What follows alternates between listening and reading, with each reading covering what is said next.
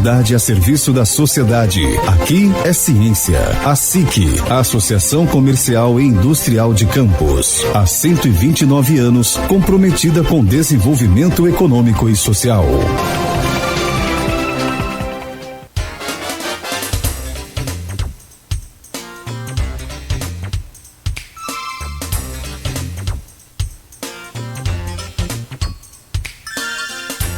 Muito bem, nós estamos de volta com o Folha no Ar, primeira edição. São exatamente 8h10 em Campos. Hoje, nesta sexta-feira, dia 16 de outubro, o programa está recebendo o candidato à reeleição, o prefeito Rafael Diniz, conversando conosco. E neste bloco agora são temas livres e, né, a participação também, se possível, claro, né, dos ouvintes, telespectadores, e também dos componentes aí, daqueles que formam o grupo de WhatsApp deste programa e do blog Folha, do blog Opiniões da Folha da Manhã. Só confirmar aqui o que a Luísa falou aí no primeiro bloco, essa história de que internet é terra de ninguém não funciona aqui na página da Folha FM, nem da Folha da Manhã, nem do Grupo Folha. Os comentários ofensivos já estão sendo excluídos e, consequentemente, as pessoas que repetem os comentários estão sendo banidas aí da página, ok? Então, pedimos a gentileza e a todos os nossos ouvintes, telespectadores que acompanham pelo streaming, para que aproveitem esta oportunidade que o Grupo Folha da Manhã está oferecendo a você, de trocar ideias, de fazer as suas críticas, cobranças, elogios, não importa o que seja, mas aproveite o espaço, porque é um grupo inteiro de comunicação gigantesco envolvido num programa sério para levar até você essa festa da democracia. É uma grande oportunidade que todos nós temos que aproveitar e mostrar, claro, evidentemente, né, que estamos mudando, estamos crescendo, estamos melhorando, né, civilizadamente. Muito obrigado a todos pela compreensão. Meu caro Aloysio, voltamos com você.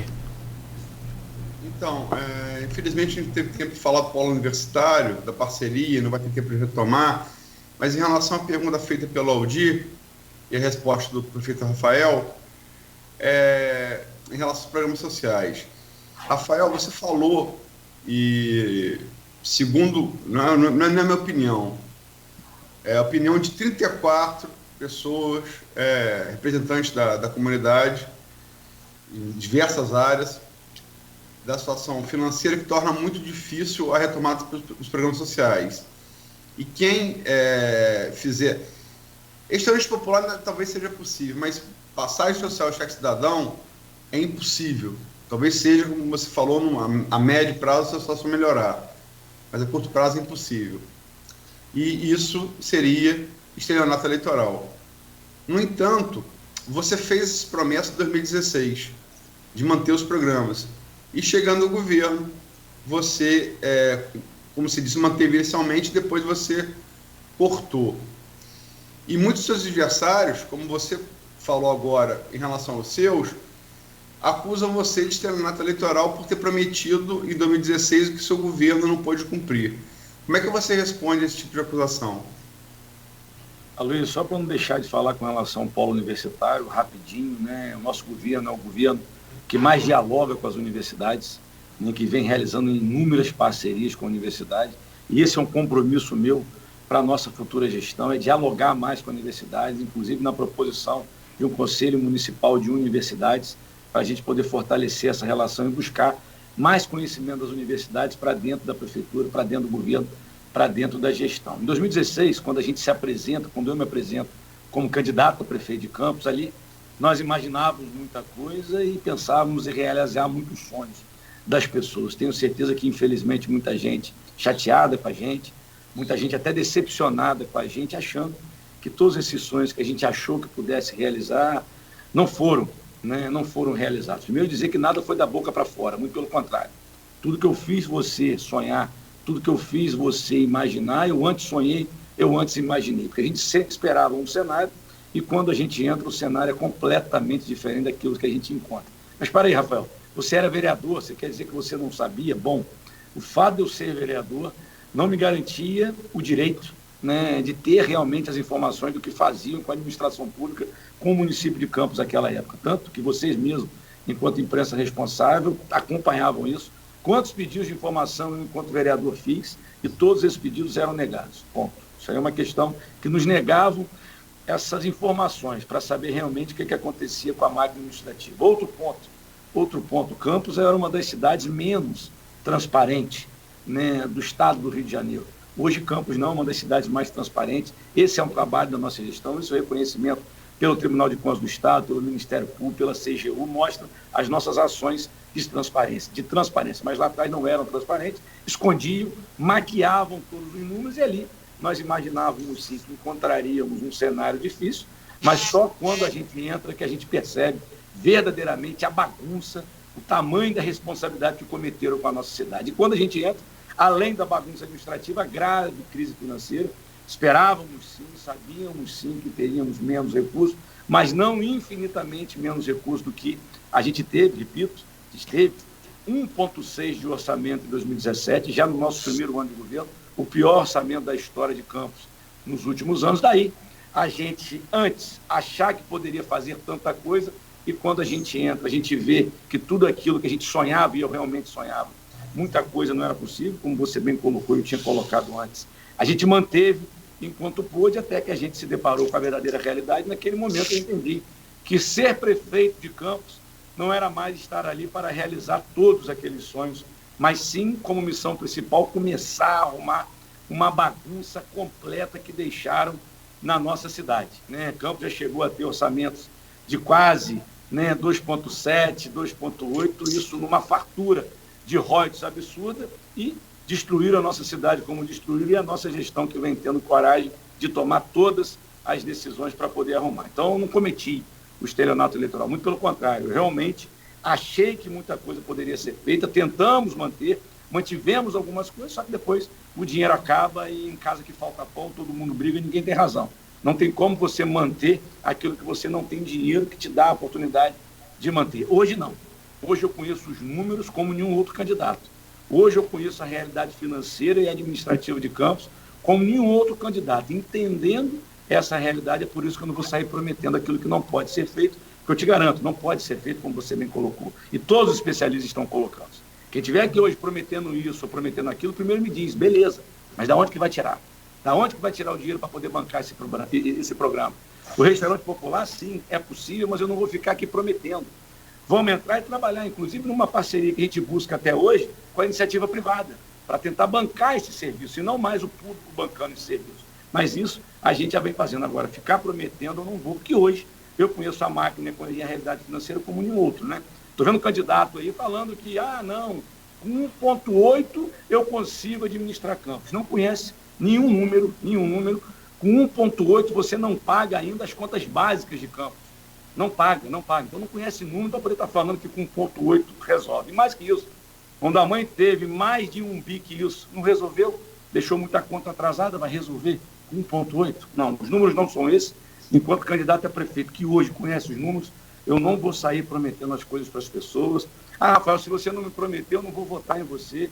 Então a pessoa tem o direito de escolher em quem ela quer votar, mas hoje, conhecendo a máquina, eu não vou sair cometendo estelionato nem enganando as pessoas. Hoje eu conheço a máquina e o que eu posso assumir é continuar trabalhando com responsabilidade, com seriedade e aumentando a arrecadação do nosso município. Rafael, você falou no bloco anterior sobre o parcelamento do salário dos aposentados. Mas outra questão também que é bastante recorrente são os RPAs. Eu queria saber de você qual era a dívida e quantos RPAs eram antes da pandemia e agora. A pandemia não passou, mas agora. Dívida e quantos eram e quantos são. Bom, Aldir, infelizmente a realidade do RPA é uma realidade que a gente tem que enfrentar.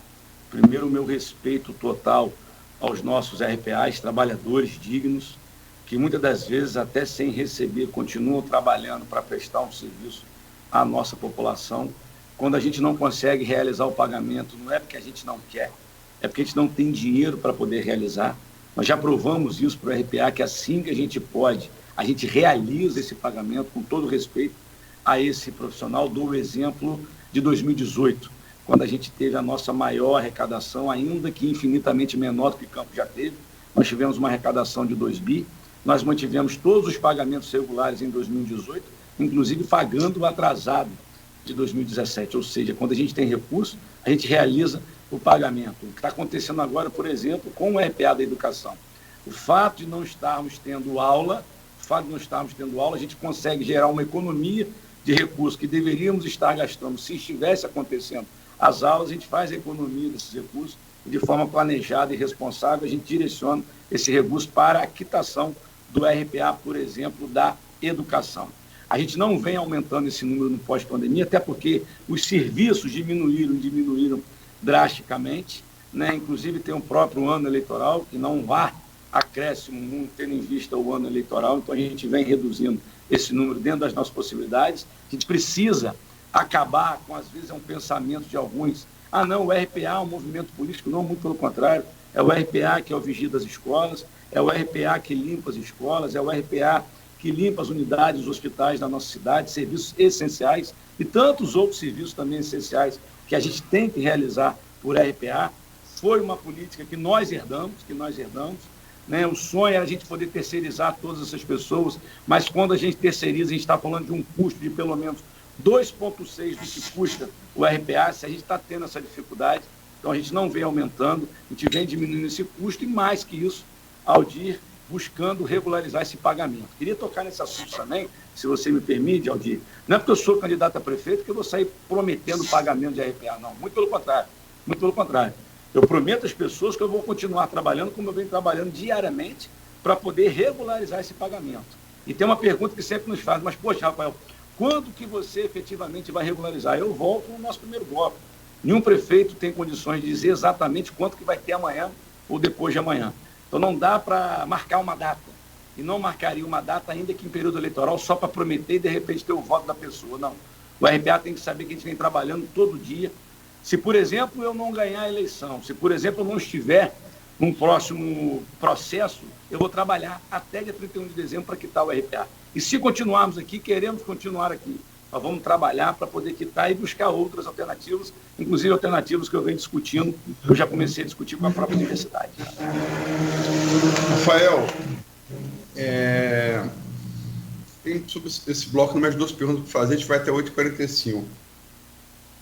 A primeira, outra das alternativas, falamos sobre o polo universitário aqui, falamos sobre agricultura, outra das alternativas que foram unânimes no painel é a adoção integral do pregão eletrônico para compras. E não precisa ir muito longe, você vai aqui do lado de Macaé, podia estar em Niterói também, mas aqui do vizinho, Macaé, é responsável pela economia de até 30% nas compras. Na entrevista publicada na Folha do último sábado, você falou que o pregão eletrônico já estava implementado. No entanto, vendo aqui o artigo 1º do seu decreto, artigo 1º, parágrafo 1º, ele estabelece a obrigatoriedade do pregão eletrônico apenas para as receitas federais voluntárias. Ele não é integral ainda. Por que ele não se tornou? Quer dizer, já estamos indo para a segunda metade do seu 4º ano de governo. E o que falta para ser implementado de fato? Porque ele ainda hoje ele só funciona para as receitas federais voluntárias. Aloysio, primeiro que uma coisa que nunca aconteceu em Campos é a gente que verdadeiramente está implementando. Obviamente, se a gente tivesse condições administrativas, técnicas e burocráticas de fazer desde o início, a gente teria feito, mas há pouco eu disse da zona administrativa que nós encontramos nessa cidade, da bagunça administrativa que nós encontramos. Então, primeiro, a gente precisa começar a arrumar essa casa para depois implementar projetos que nós acreditamos. É exatamente isso. A gente começa a implementar o pregão eletrônico pelas verbas federais e não adianta sair implementando de qualquer jeito. Você também tem que qualificar o mercado local para poder estar apto a trabalhar com o pregão eletrônico, senão daqui a pouco a gente vai estar prejudicando muito o mercado local. E dentro da legalidade, qual é a forma de você proteger o mercado local? é simplesmente qualificá-lo. A Prefeitura vem ofertando, já ofertamos cursos de qualificação do mercado local para que ele esteja apto a participar do mercado do pregão eletrônico e competir com o mercado nacional. Então, a gente já vem fazendo. A gente começa pelas verbas federais exatamente para poder preparar o mercado local e, assim que pudermos, vamos trazer isso para todas as outras receitas e verbas do município para avançar de uma vez com o pregão eletrônico. Nunca tiveram coragem de implementar o pregão eletrônico em Campos. O nosso governo é o primeiro a implementar por etapas, mas o nosso objetivo, inclusive, se continuarmos como prefeito de Campos, é implementar o pregão eletrônico para todas as outras receitas também. Mas não é um fato que o governo federal oferece plataformas para os municípios e estados interessados justamente para acelerar essa implantação? Então, a gente vem, dentro das nossas possibilidades, acelerando. Como eu disse para você, se eu pudesse ter feito isso lá atrás, eu já teria feito, mas uma coisa é certa, nosso governo é o primeiro a fazer, né? E pretendo avançar e avançar mais, como a gente vem avançando em várias áreas. Assim que a gente puder, a gente vai avançar. Mas, de fato, começamos, somos o primeiro governo a implantar o programa eletrônico na nossa cidade. Deixa eu fazer uma pergunta agora sobre política. Hoje é sexta-feira, foi esse negócio de acordar cedo e dormir tarde, mas foi quarta-feira. Quarta-feira você lançou um desafio em vídeo ao candidato. A gente tem muito poucas pesquisas registradas para poder falar. A gente tem muitas pesquisas, eu estou lendo quase todas, mas tem muito pouca delas registradas. E, portanto, a gente não pode falar oficialmente, né, da legislação. E é certo que seja assim. Mas, vamos colocar assim, ninguém aposta um segundo turno sem Vladimir Garotinho. Isso é uma aposta que na casa de aposta ela não paga muito, né? E você fez um desafio a esse candidato, Vladimir Garotinho, para que ele debatesse com você sobre passado, presente e futuro de Campos. Logicamente que se buscar fazer a contraposição entre os dois governos da mãe dele, Rosinha, e o seu.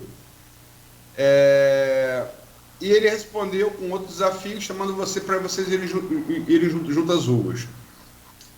Certamente, isso gerou uma grande... O pessoal gosta de você pegar fogo, né? É da natureza humana. Você vai na esquina, dá um pão a quem passa fome e ninguém para olhar. Você joga uma pedra na pessoa, todo mundo para ver. É da natureza humana. Quer ver conflito.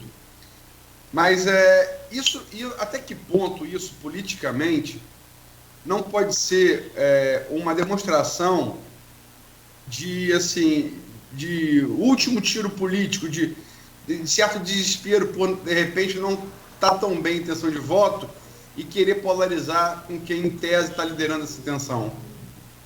Bom, Luiz, o primeiro que não é um desafio, simplesmente um desafio, muito pelo contrário, é um convite sério, um convite responsável para que a gente possa debater a nossa cidade. Né? Se no passado recente era a mãe dele, um governo que ele defende, né? Se no presente sou eu, se nós dois somos candidatos e queremos administrar o futuro dessa cidade, por que a gente não sentar para debater de forma responsável? É um convite que eu fiz a ele, né? Em respeito, óbvio, a todos os outros candidatos e candidatas a prefeito. A gente vai ter a oportunidade de dialogar com todos eles também, mas o meu convite foi diretamente a ele. Já que a família dele é responsável pelo passado recente, eu sou responsável pelo presente e queremos estar aqui no futuro de Campos, né? Bom, eu não sou de aposta, eu acredito em trabalho. Né? Eu acredito em trabalho, o trabalho que a gente vem fazendo durante esses 3 anos e 9 meses, o trabalho do processo eleitoral. Se alguém acha que eu estou achando que está tudo maravilhoso, lógico que não, a gente sabe da dificuldade que a gente enfrenta. Eu não estou num salto alto, num pedestal achando que está tudo maravilhoso. Muito pelo contrário. Eu sei todo o desgaste que a gente enfrenta, até porque nós fomos o governo que tivemos coragem de tomar as medidas que eles não tiveram, que são medrosas, porque eles têm medo de tomar as medidas que são necessárias para arrumar a cidade. E a gente teve coragem em medidas essas, como qualquer medida impopular, gera desgaste. Né? Se um pai diz um não para um filho, se a mãe diz um não para o filho não vai gostar. E olha que a gente está falando de um grande amor entre pai e filho, mãe e filho. Imagina uma decisão difícil de um prefeito com relação ao cidadão. Agora, eu, enquanto prefeito, eu não pude fugir das minhas responsabilidades e jamais vou fugir. Eu sempre disse isso, entre o nome da minha cidade e o meu nome político, eu abro mão dele e vou sempre defender a minha cidade, coisa que não fizeram lá atrás. Né? Quando, por exemplo, na hora que a crise começou, o que fizeram? Tiveram coragem de tomar uma decisão difícil? Não, buscaram empréstimo. Empréstimo esse que eu já paguei 200 milhões de reais quase, só de juros. O próprio candidato que você citou, o Vladimir Garotinho, ele disse que esses 200 milhões de reais não significa nada. Como que não significa nada? Talvez porque ele tenha sido educado pelo papai e pela mamãe com dinheiro de sobra, com fartura e aprendendo a desperdiçar dinheiro público ou não. Então, o que eu fiz foi um convite, né, jamais como qualquer articulação ou pensamento político, muito pelo contrário, eleitoral, não, sim, convidá-lo para um debate, isso é o processo democrático. Infelizmente, os dois grandes canais de comunicação que existem na nossa cidade, tanto a Record quanto a Globo, não vão poder realizar o debate no primeiro turno, daí eu fazer esse convite a ele, que pelo visto ele está com medo de participar. Eu até oportunizei a ele o direito de convidar o pai e a mãe dele para virem juntos, né? Também não quer, pelo visto não quer, mas eu só estou convidando de forma muito responsável, de forma muito respeitosa. Bom, se ele acha tudo que ele acha do meu governo, e eu estou mostrando tudo que a mãe dele, com o dobro do dinheiro, foi capaz de fazer, vamos debater e dar o direito ao cidadão de escolher o que ele quer para Campos. O meu objetivo é só esse, é dar o direito ao cidadão de ele conhecer os números, e é uma oportunidade que eu tenho de poder apresentar ainda mais os números do passado recente, do presente, o que a gente quer para o futuro de Campos. Rafael, você foi bastante crítico ao governador afastado Wilson Witzel na gestão do hospital de campanha. Mas com o afastamento dele, quem assumiu foi o vice, o Cláudio Castro, e ele convidou o presidente do seu partido, o presidente estadual do seu partido, o Conte Bittencourt, para a secretaria de Educação, que era do Pedro Fernandes, que foi solto ontem por decisão da Justiça, mas é investigado por corrupção. Houve uma polêmica grande dentro do próprio partido, mas ele decidiu entrar no governo estadual do PSC. Como que você fica nessa situação da sua crítica ao governo do Estado, da sua posição aqui com o governo do Estado e agora com o presidente do seu partido fazendo parte do governo do Estado?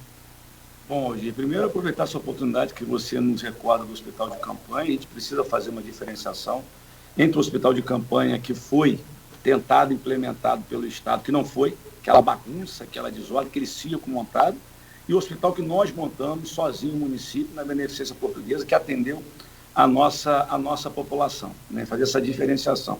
É bom lembrar, a gente estava falando que agora o candidato a prefeito Vladimir Garotinho, fugir do debate comigo, essa já é uma prática dele, né? Do medo de fugir.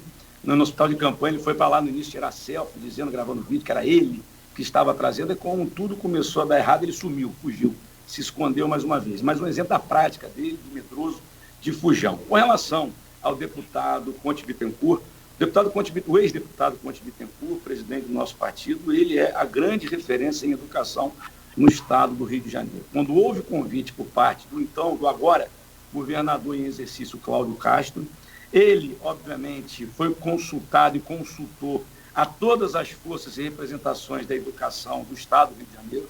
Todos o convenceram a estar ocupando esse espaço, entendendo que a missão dele é promover uma educação melhor no estado do Rio de Janeiro. Daí, ele ter coragem de se lançar a esse desafio, e a gente espera, que eu tenho certeza pela capacidade dele, e por ele ser, repito, a maior referência em educação, a maior referência política em educação no estado do Rio de Janeiro, que ele possa exercer um grande trabalho para ofertar educação de qualidade para os alunos da rede estadual, como a gente vem lutando e trabalhando para ofertar para a nossa rede pública municipal. Rafael, aqui no grupo de WhatsApp do programa, do blog, sempre anunciado entrevista e aberto para fazer perguntas. E das pessoas que participam do grupo é o José Renato Duarte, que participou também desses 11 painéis, porque é advogado, é servidor de carreira, foi secretário municipal de Campos no governo Sérgio Mendes, foi cedido e foi secretário também no governo Carlos Machado. Então, uma pessoa com amplo conhecimento da máquina pública municipal, não só de Campos, como de São João da Barra, e também como você é advogado. A pergunta dele para você: Rafael, você tem dito em suas lives que seu erro foi ter se afastado da população. Diante dessa sua afirmativa, eu pergunto: de quem você se aproximou? E ontem, você desafiou, a pergunta foi feita ontem, está falando de quarta-feira, o candidato Vladimir para um debate só entre os dois. Não acha que deveria ter feito isso antes, principalmente quando foi publicado o resultado da CPI da Previcampos? Bom, Luiz, eu primeiro agradecer a pergunta do Zé Renato. Acho uma pergunta muito importante para a gente estar aqui respondendo para as pessoas. Realmente errei. Eu digo que eu tenho coragem de ser prefeito, eu digo que eu tenho coragem de ser candidato a prefeito, mas eu também tenho que ter coragem para ter humildade e reconhecer os nossos erros. Não, nenhum homem público que queira melhorar e continuar administrando a sua cidade, se não tiver humildade para reconhecer os seus erros, ele não tem que continuar aqui. Então, aprendi e estou aprendendo que eu devia ter conversado mais com as pessoas. Eu escuto muito isso, eu fui um vereador que falei muito, eu fui um candidato a prefeito em 2016 que falei muito, cheguei a falar no início do nosso governo, mas, de certa forma, a gente para de se comunicar como deveria com a nossa população, tendo em vista porque eu tive que, sim, me aproximar do gabinete. E essa foi a aproximação que eu fiz. Me aproximar das contas, me aproximar dos problemas, me aproximar das grandes decisões difíceis que eu passava a ser obrigado a tomar em nome da minha cidade. Só que eu aprendi que, por mais que seja importante, é aquela velha frase, a gente que é do interior, é o olho do dono, que engorda o boi, se você não estiver ali, segurando na chincha, na rédea, a dificuldade toda, que está difícil, fica imensamente mais difícil. Foi essa decisão que eu tomei de ficar próximo ao gabinete, a todos esses problemas, a todas essas contas, para tomar as decisões melhores, ainda que difíceis, para manter a nossa cidade viva. Mas, ainda que isso seja um argumento verdadeiro, ele não é suficiente, eu errei. Deveria ter, sim, conversado mais com as pessoas. Esses dias eu ouvi uma frase que me marcou muito. Poxa, Rafael, você é transparente para o Tribunal de Contas, você tem suas contas aprovadas pelo Tribunal de Contas, você não tem problema com a Justiça, ou seja, você é transparente com a Justiça, mas você deixou de conversar comigo que vota em você. E é isso. E esse pedido de desculpas eu devo, sim, à nossa população, que eu deveria ter conversado mais. A gente não está aqui para prometer milagre financeiro, porque quem prometer está mentindo, mas essa promessa eu posso fazer, porque eu aprendi de verdade que eu devo estar mais próximo das pessoas. Com relação a Previcampos, eu estou pronto. Se quiser debater sobre Previcampos, a gente senta também para debater com o candidato Vladimir Garotinho sobre Previcampos, até porque foi a mãe dele que destruiu os cofres da Previcampos. Foi no governo... Desculpa interromper, mas se você me permite, a pergunta do José Renato é se esse desafio para o debate com o Vladimir não deveria ter sido feito quando da apresentação do relatório da CPI. Mas a apresentação do relatório da CPI foi um trabalho independente da Câmara Municipal, que, como poder independente que é o Poder Legislativo, apresentou esse relatório. Esse relatório foi encaminhado para as autoridades competentes. Vale lembrar que uma auditoria já feita pelo nosso governo lá atrás também já foi apresentado para as autoridades competentes. Existe processo que corre em segredo de justiça. Não havia por que fazer palanque político ou eleitoral naquele momento, que as eleições não tinham começado. Hoje não. Hoje a eleição, se estiver disposto, a gente pode debater sobre o Previcampos. Por isso, naquele momento, não fiz em respeito aos aposentados e pensionistas e servidores, inclusive os ativos, que um dia vão depender do Previcampos. Sim, a minha atuação enquanto prefeito, ela sempre existiu. Agora, como candidato, eu estou pronto para debater, se for o caso também, se quiser debater sobre a Previcampos especificamente. É um grande jornalista, que se conhece bem também, foi secretário de comunicação do primeiro governo Garotinho, foi secretário de comunicação do governo Sérgio Mendes, Ricardo André Vasconcelos. E ele acha que esse debate, ele afirmou aqui 2 vezes, em 2 participações nesse mesmo programa, que esse debate deveria ter sido sim proposto lá atrás. Você continua achando que não? Que ele deveria ter sido reservado só para a campanha? Não, acho que o debate pode acontecer a qualquer momento, né? Poderia ter sim acontecido lá atrás, seria maravilhoso se tivesse acontecido lá atrás. Se de repente não aconteceu, né, a gente lamenta, mas nunca é tarde. Né? Se eu, de repente eu não me comuniquei com as pessoas, se eu não me comuniquei com as pessoas como eu deveria ter me comunicado lá atrás, e hoje eu estou reconhecendo esse erro, se a gente não debateu lá atrás, vamos debater aqui agora então, não podemos perder tempo, não podemos perder a oportunidade, porque tem uma população que depende das nossas decisões, que quer saber o que os prefeitos querem para essa cidade. Se somos 2 candidatos, vamos debater.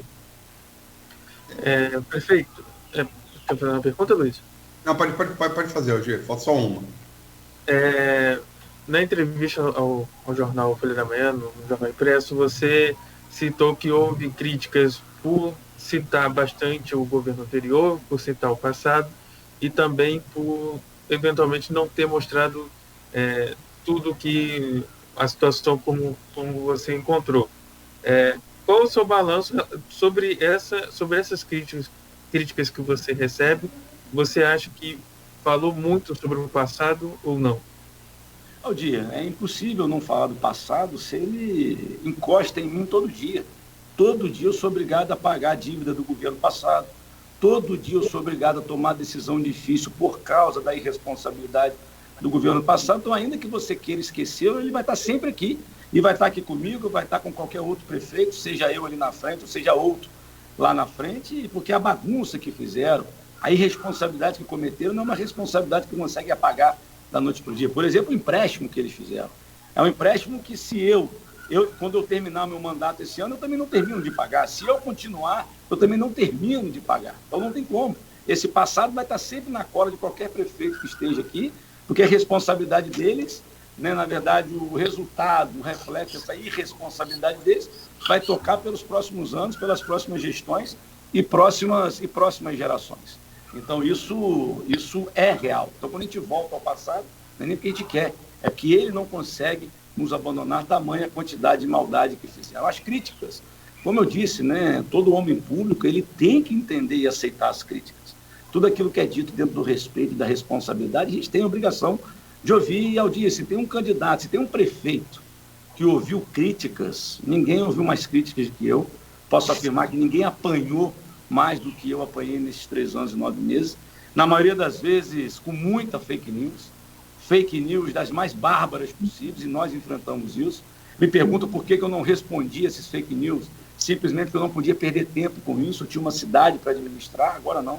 Agora a gente está no processo eleitoral, agora vamos sim responder a todas elas, enfrentar, questionar, também fazer perguntas sem fake news, fazendo perguntas verdadeiras, mas enfrentamos críticas duras, aquelas que são justas, como essa, por exemplo, da falta de comunicação com as pessoas. A gente entende, a gente tem que aceitar e, a partir dessa crítica, aprender e melhorar, né? E a gente busca. Quando você fala de que, às vezes, faltou um pouco de comunicação, eu pergunto para o cidadão, quando foi a última vez que ele viu uma propaganda do governo na televisão ou na rádio?